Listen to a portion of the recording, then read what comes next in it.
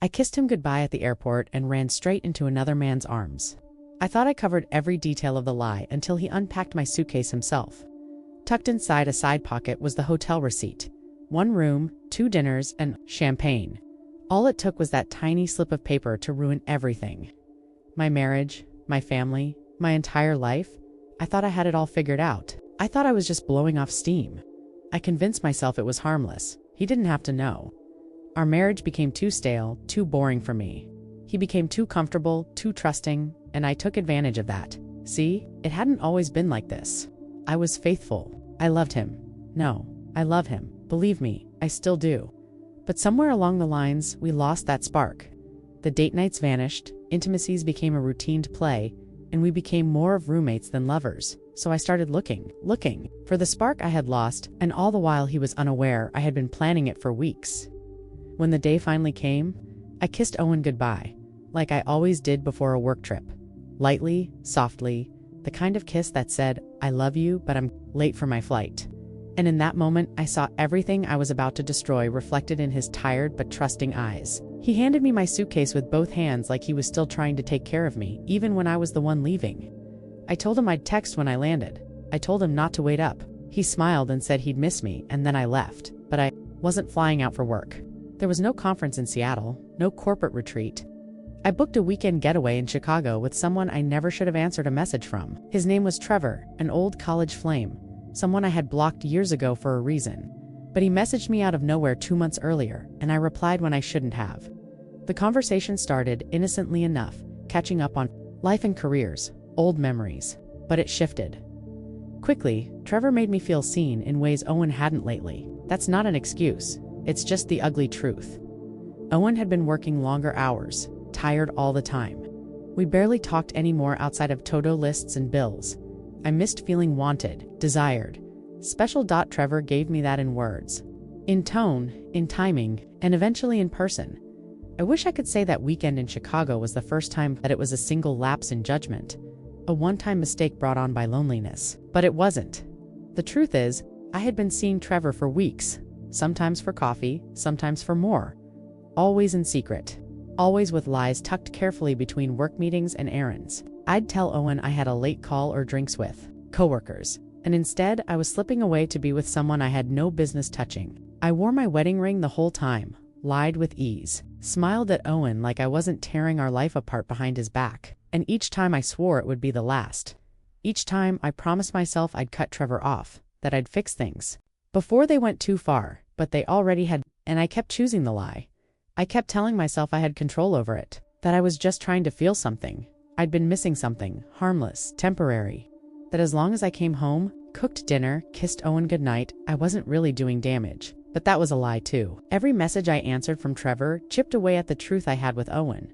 Every time I smiled at my husband while texting someone else underneath the table, I was betraying more than just vows. I was betraying the version of myself he believed in. Trevor made it easy. He said all the right things, knew exactly how to touch the parts of me that felt neglected, invisible, tired. He never asked too many questions, never pushed for more than what I was willing to give. He didn't want a future with me, just the stolen parts, and I gave them to him gladly at first, recklessly, and then quietly. Secret lunches at hotels, afternoons where I silenced Owen's calls while lying tangled in another man's arms. I told myself Owen wouldn't notice, that we were already drifting apart anyway, that maybe I didn't owe him the full truth if I still came home. But deep down, I knew I was playing with fire. I knew I was burning everything and just hoping Owen wouldn't smell the smoke. The guilt didn't stop me. Not at first. I buried it, smiled through it. I told Owen I was tired from work, that I needed space, that I'd been under pressure, and he believed me because he trusted me, because he was trying in his own quiet way to hold us together. He'd bring home dinner, rub my shoulders, ask if I needed anything. I would nod, thank him, kiss his cheek, and then text Trevor the minute he turned his back. I had chances so many to end it before it went too far, to tell Trevor no, to tell Owen the truth, but I kept choosing the silence, the lie. I kept thinking I could manage both lives without letting them collide. But all it ever took was one forgotten receipt to blow it all apart. I planned the lie carefully, told Owen about a fictional marketing summit, forwarded him a fake itinerary I created, even made sure to leave my work laptop packed to make it all feel real. I rehearsed my story for days, practiced the fake exhaustion I'd wear on the flight home. I told myself it was just one weekend, that it wouldn't mean anything, that I just needed to feel something that reminded me I was still desirable, still a woman, not just a wife. But the moment I stepped into that hotel lobby and saw Trevor waiting with that smug smile, I felt something I hadn't planned for: guilt. It hit me in a flash, like cold water on bare skin. I almost turned around. I almost walked out. But I didn't. I smiled back and followed him up to the room. What we shared that night wasn't some grand romance. It was reckless, hollow. But in the moment I convinced myself it was worth it, that I'd go home, kiss Owen like nothing happened, and life would go back to normal. I kept telling myself that for 2 nights. Trevor ordered room service to entrees, dessert, and champagne.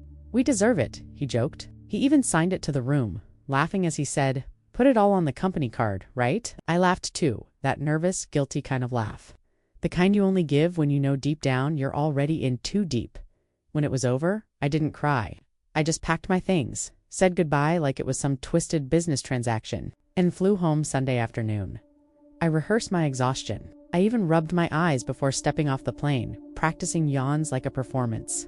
By the time I got to baggage claim, I felt like I had wrapped it all up in a box and locked it shut. But Owen was waiting in the car and he was smiling. He got out, kissed my forehead and said, "I cleaned up a bit while you were gone. Even did the laundry." That's when something inside me cracked, because I remembered the receipt, the one Trevor signed, and slipped into the side pocket of my suitcase, just in case. I had meant to throw it out. I thought I had, but I hadn't.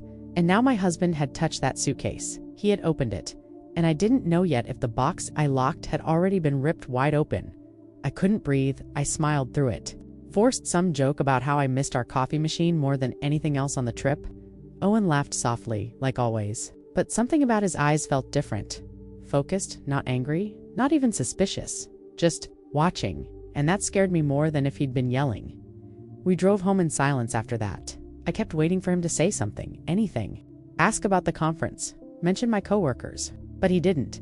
He just kept humming to a song on the radio like nothing was wrong, but everything was wrong. I could feel it tightening around me like a noose. When we got home, I wheeled the suitcase into the bedroom and unzipped it, fingers trembling. I checked the side pocket. Empty. Gone. I stood there, staring into the space where that small, damning piece of paper should have been. I rummaged through every pocket twice. Then a third time, nothing. That was when the panic truly set in. I walked into the kitchen trying to sound casual. "Hey babe, did you unpack my suitcase already?" He didn't even look up from his phone, just a bit. "You said you'd be too tired when you got back, so I figured I'd help." My throat tightened. "Did you happen to see a receipt? Maybe for like room service?" He looked at me, really looked at me. And then he said it so quiet I almost missed it. "You mean the one with champagne and 2 entrees? Silence? The kind of silence that makes your ears ring?" My heart sank. My legs turned to water. I couldn't speak. I couldn't even lie. Not with the way he was looking at me, not angry, not crying, just broken. Like something inside him had quietly snapped, and he didn't want to pick up the pieces. "Owen," he stood up before I could finish. "You said it was a work trip," he said, voice calm to calm. "I even offered to drive you to the airport.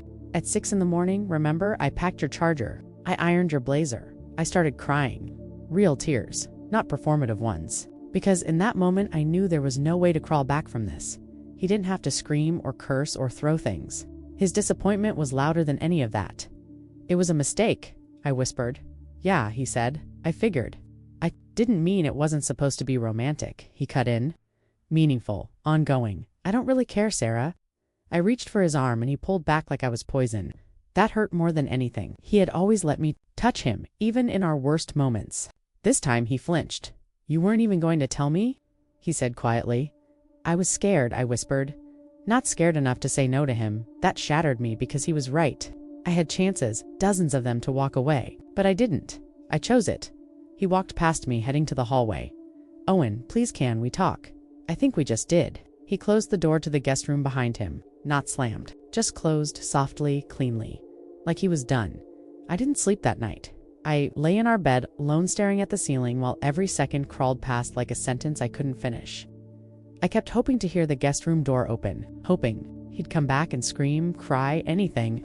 I wanted him to rage, to call me names, to give me something I could grab onto and say, "See, we're still fighting for this." But the silence was worse, because it meant he wasn't fighting at all. By sunrise, My pillow was soaked with tears. I barely had the strength to stand. I walked down the hallway in a hoodie and socks like a ghost. Like maybe if I moved slowly enough, I could rewind time. The guest room door was open. The bed was made. The suitcase he'd packed for himself was gone. I don't know how long I stood there. Could have been minutes, could have been hours. Eventually, I saw the envelope on the kitchen table, just my name. Nothing else. Inside was the hotel receipt. Folded neatly, I stared at it for what felt like forever. And then I saw what he'd written on the back, 3 short sentences in his handwriting. That soft, careful way he always wrote when he wanted to be gentle. Even when he was hurting, I would have listened if you just told me you weren't happy. I deserved to find out from you, not a receipt. I sank to the floor with that paper clutched in my hand like it was the last piece of him I had left. I texted, I called, I begged. I told him it was meaningless, that I didn't love Trevor, that it was a moment of weakness, that I was sorry. So sorry. He never replied. The silence grew heavier with each passing day. His parents wouldn't answer either. Neither would his sister. A friend of his, Matt, finally responded to one of my messages, only to say, "You should give him space. He's hurting. Don't make it worse." I wanted to scream, to explain. But what explanation could fix this? What words could erase the image of a husband unpacking his wife's suitcase and finding proof that her love had a time limit? I haven't seen Owen since. He changed his number?